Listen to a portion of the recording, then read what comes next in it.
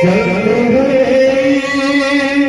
SIM पर जाते हैं आज तुझसे जो कहना कहने दे आज तुझसे जो कहना कहने दे मेरा दिल तेरे पास भैया एक बाद जो हम साफ सुथरा भैया खातिर गाना गावत हनी हर की गाना राजा जी हम लोग भोजपुरी गा देंगे की होती लेकिन आई भाई भोजपुरी में गावला ना तो हमरो कैसे रोजी रोटी चली सब कोई के लोग भोजपुरी गाता है भोजपुरी को नाम कहां से मिलेगा उसको तो का भाव भैया हर की गाना करवाला रे मुना राजा हर की गाना करवाला राजा जी हटा है अब तोइला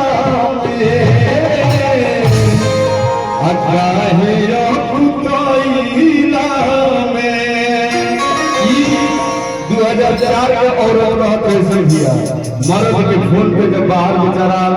कर्जी गुलाम से दबा के जब कमाए जाता है कर्जी भरे खातिर तो आवाज करके तो चाहते सब जातना जल्दी भागत हूँ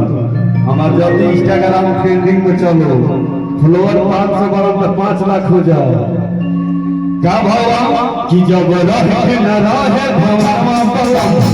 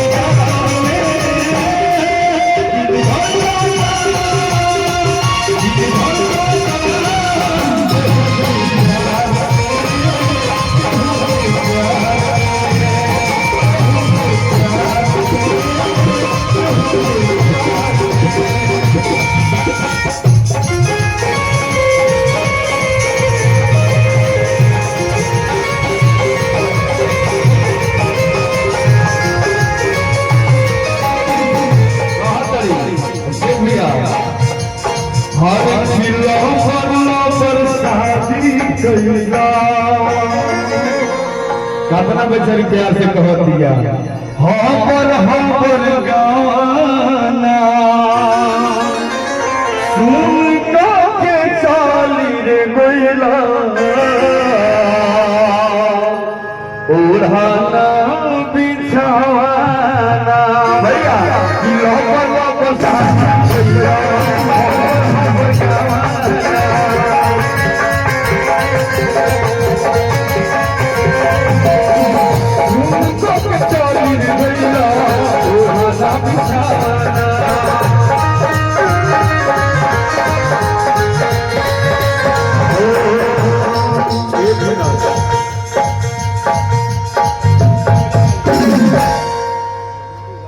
अच्छा हिंदी का जाने का पूरा गलत है। शुरू से तई लक्ष्मी भाई ना लोग लड़ी कुल तो अभी पांडे लूट ले लड़ी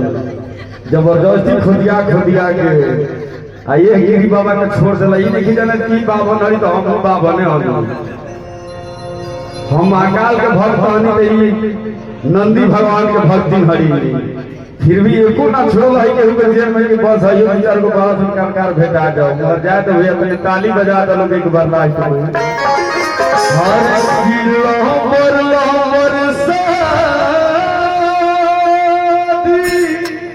कैला अब से खिला जा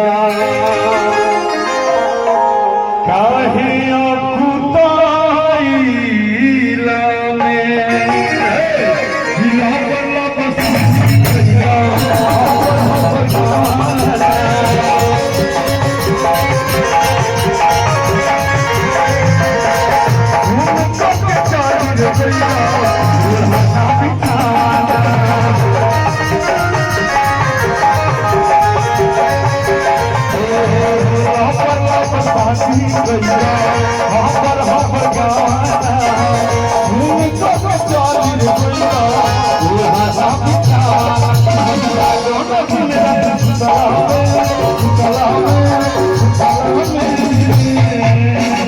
भाई के तरफ से मुस्कुरा के 50 रुपया बुझाता कि पेट्रोल का खर्चा निकल गया 250 से बड़ा टेंशन में रही हम घर अस्थि सोचते जैती कि जाए अनुपर है का कहलू तो हमारा साथे बेरा हर की गाना करो नाम का हो पैसा मत दे नाम बोलो तो प्यार से बता दे रमेश जी रात मुस्कुराहट के जवाब नहीं थी पढ़त समय घेर घेर के घर जा देला हो रोज मारे होगा तो उनकी कबड्डी खेला खाती हर की गाना करो रमेश राजा जी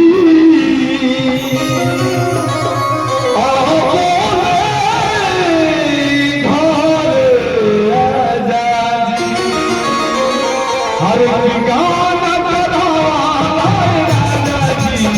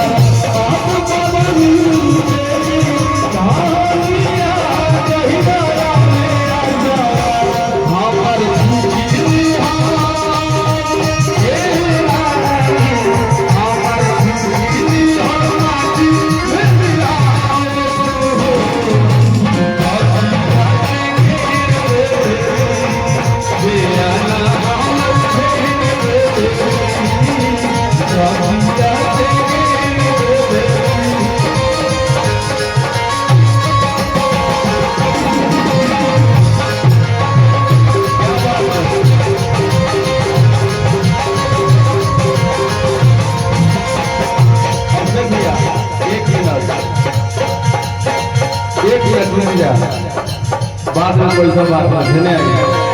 भाभी आज बनी कि ना के है वहां के सब तरवा बहुत जरा से कभी खाए न तरवा फेंका जा फसल रहा हर की जैसन सोचले रहनी वैसन राम से भैया मोर मारे अब से भैया स्पेशल रवा खातिर की जैसन सोचले रहनी वैसन राम से भैया मोर मारे अब